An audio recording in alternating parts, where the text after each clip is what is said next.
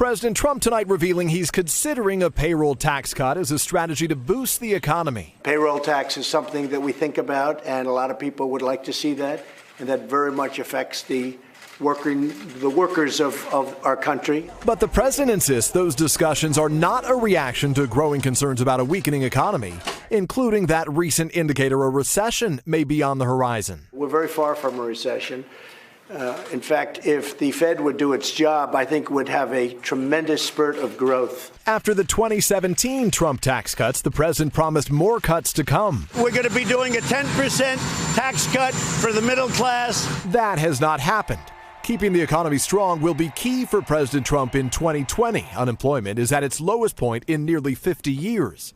But the president is now acknowledging his trade war with China could have a negative impact. It's imperative that somebody does this because our country cannot continue to pay China $500 billion a year because stupid people are running it. Whether it's good or bad, short term, is irrelevant. The president tonight also returning to his feud with Congresswomen Rashida Tlaib and Ilhan Omar after urging Israel not to allow the Democrats, both fierce critics of the country, to travel there.